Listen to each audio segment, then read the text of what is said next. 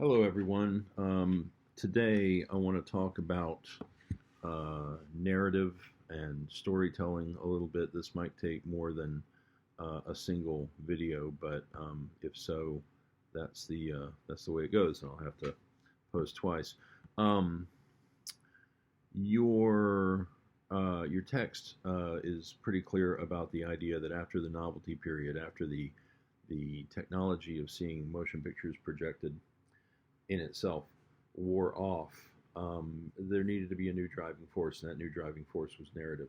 And part of the path towards narrative's importance, of course, is the fact that within 20 years after the advent of the medium itself, we have Birth of a Nation, which codifies and is sort of the culmination to that point of storytelling techniques that audiences have gotten used to, and some that they will get used to very quickly.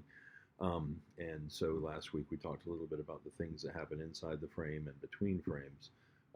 Griffith's use of space inside the frame, and then his editing to establish things like flashbacks and so on that allowed the audience to understand how a a story moves back and forth in time, and what's going on essentially, and maintains their narrative interest.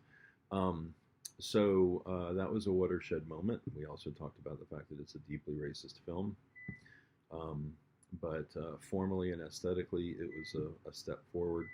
Um, and Narrative came to be an essential aspect of the industry, and it was an industry. This was something that was designed to keep people coming back, keep people consuming films, and that the way you did that was you told them stories, and within a matter of time, those stories became codified in a certain way and became essentially formulaic. That's a little bit what we're going to talk about today. Um, so the thing about narrative it is replicable. You can do it again and again, and we'll talk about this a version of this next week as well. We talk about film genre, different kinds of films, and what you can expect of something when you hear that it is a romantic comedy or a tearjerker, or a war movie or a western or something like that. Okay. So anyway, what I want to give you today is a little talk on something that is not in your book, but is very important to um, your understanding of story and the part it plays in the industry. So I'll send you notes on this. We're going to talk about something called classical Hollywood cinema. Classical Hollywood cinema. Now, this is what's known as a term of art, which means that it means something in a specific discipline more than it just means out and about. So, for instance, if I were to, if I were to say, reduce the noise level in a classroom, then you would probably quiet down some. But if I were a chef and I said to reduce something, that means that you boil down a sauce to concentrate its flavor. Okay, so that is a term of art. Reduce is a term of art in cooking. Similarly, if I said, if I was a doctor and somebody had a broken leg and I said, let's reduce this fracture, that means let's put this bone back the way it's supposed to be and splint it so that it can heal.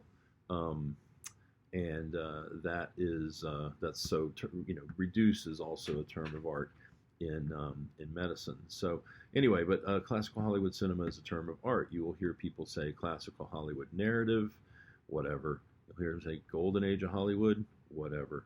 Those are general terms that people slap on a certain era of motion pictures.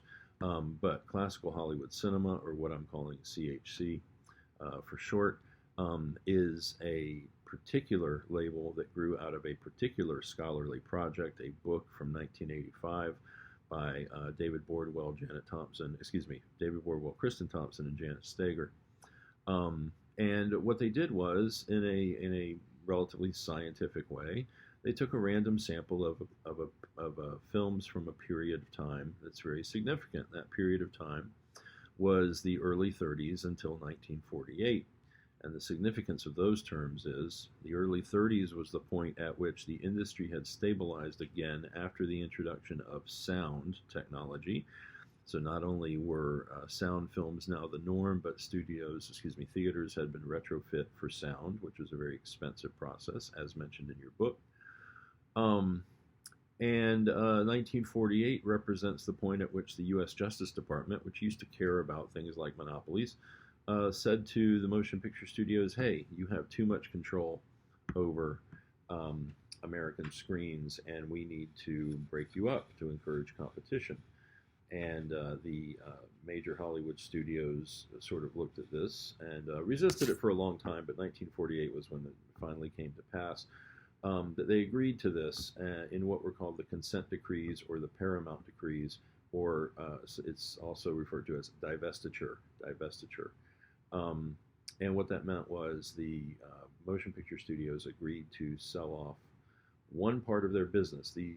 As you recall from reading about the studio system, you had situations where studios controlled production with through their sets and their physical plants and the ways they could make movies.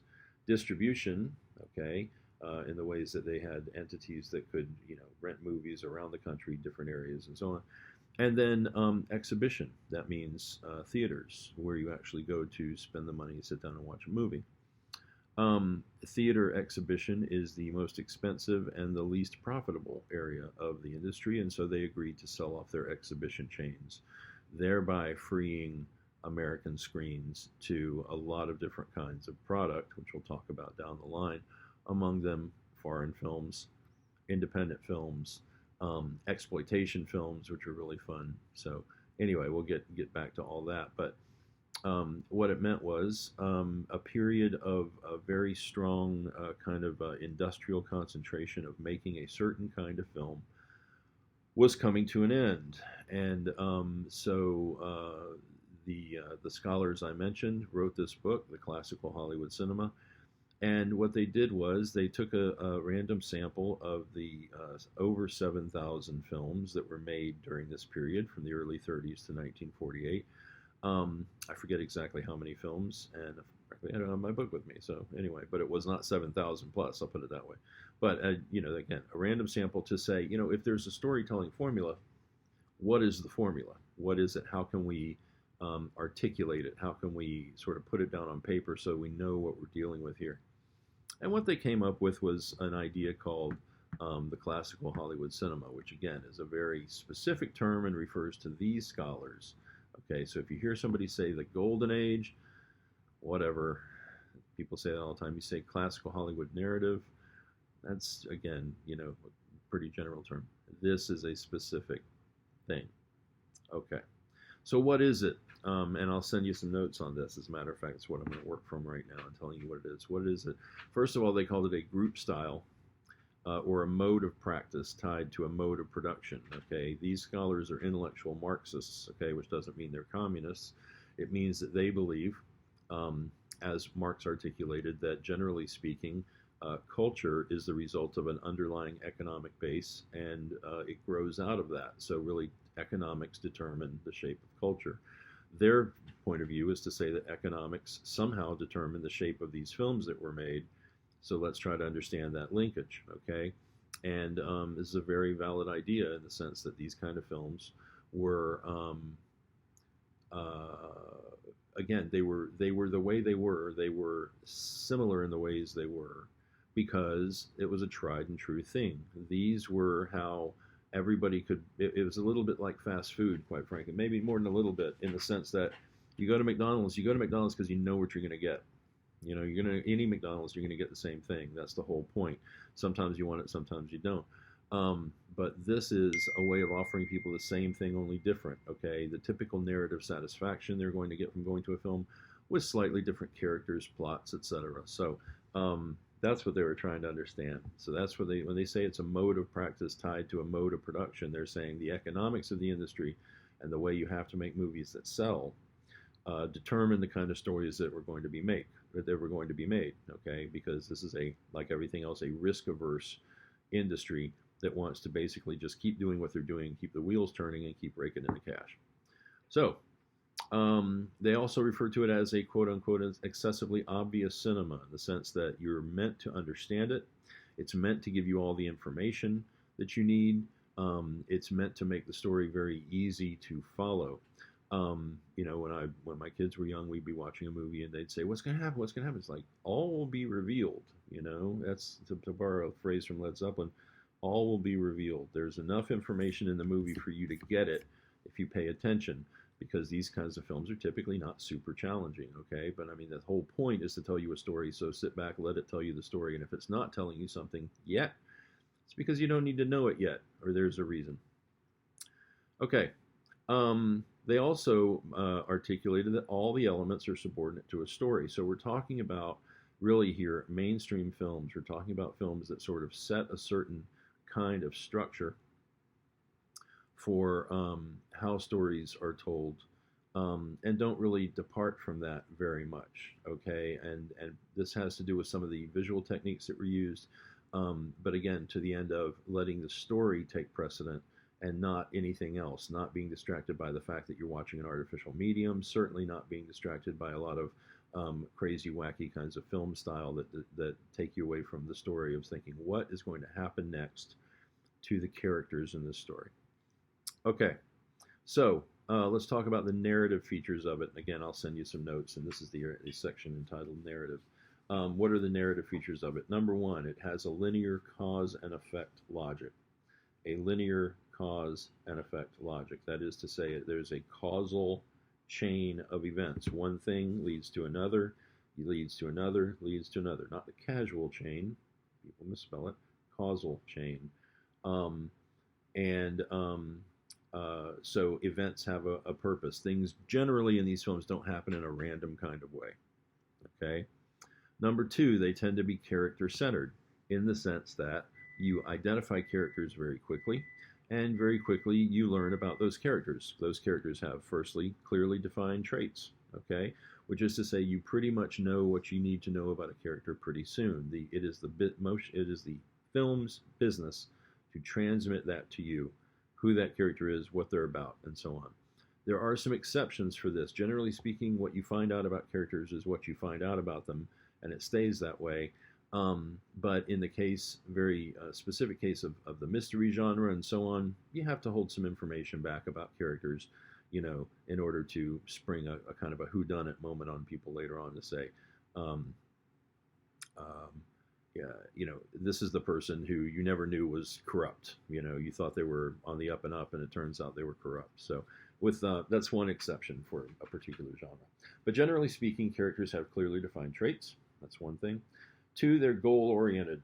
They're goal-oriented. They tend to, they want certain things. They're trying to do certain things.